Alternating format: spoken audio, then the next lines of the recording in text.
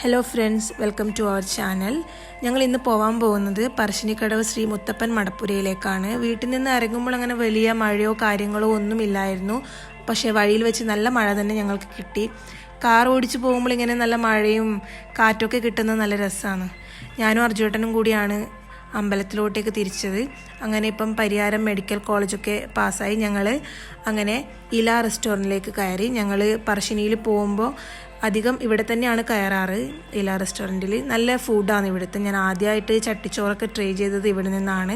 ഞങ്ങൾ അമ്പലത്തിലേക്ക് പോകുന്നത് കൊണ്ട് പിന്നെ വെജ് തന്നെ കഴിക്കാമെന്ന് കരുതി. അങ്ങനെ ഇടിയപ്പവും വെള്ളപ്പവും കടലക്കറിയും ഗ്രീൻ പീസ് കറിയൊക്കെ വെച്ച് ഞങ്ങൾ ഭക്ഷണം കഴിച്ചു. 2 ചായയൊക്കെ കുടിച്ച് അപ്പോഴാണ് നമ്മളെ എതിർ ദിശയിൽ റിപ്പോർട്ടർ നികേഷ് കുമാർ സാറിനെ കണ്ടത്. അവിടുത്തെ സ്റ്റാഫിനോട് അന്വേഷിച്ചപ്പം പറഞ്ഞു അത് നികേഷ് കുമാറിൻ്റെ ആണ് ഈ ഹോട്ടലിൽ എന്നുള്ള കാര്യം. പിന്നെ ഈ വരുന്ന ഈ ബ്ലൂ ഷർട്ടാണ് അദ്ദേഹം. നമ്മൾ സംസാരിച്ചു, സെൽഫിയൊക്കെ എടുത്തു. അങ്ങനെ നമ്മൾ ഇലയിൽ നിന്നും ഇറങ്ങി. അങ്ങനെ ഞങ്ങൾ കാറിൽ കയറിയിട്ട് അമ്പലത്തിലോട്ടേക്ക് തിരിച്ചു. പറശ്ശിനിക്കടവിലെ വലിയൊരു ടാസ്ക്കാണ് ഈ ഒരു വളവ് എന്ന് പറയുന്നത്.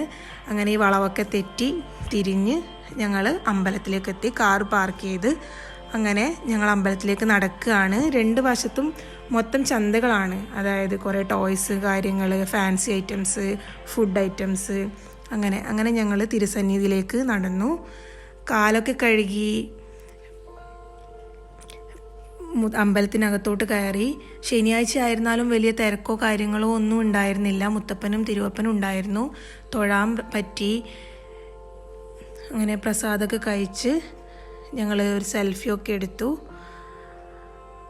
പുറത്തേക്ക് ഇറങ്ങിയപ്പോൾ അരവണ പായസം കണ്ടു. അങ്ങനെ ഒരു പായസം വാങ്ങിയിട്ട് ഞങ്ങൾ വീട്ടിലോട്ടേക്ക് തിരിച്ചു.